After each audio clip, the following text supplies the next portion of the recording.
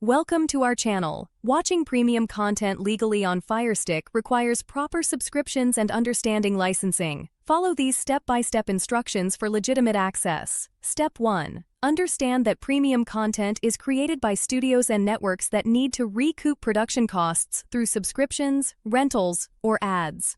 Step 2. Subscribe to services that offer the premium content you want.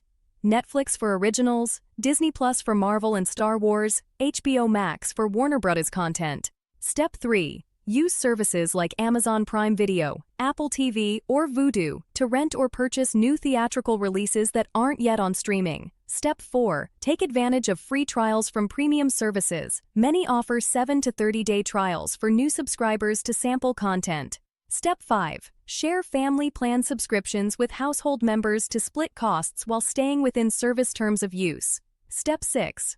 Look for promotional deals. Services often offer discounted rates for students, teachers, or new customers. Step 7. Rotate subscriptions to access different content throughout the year.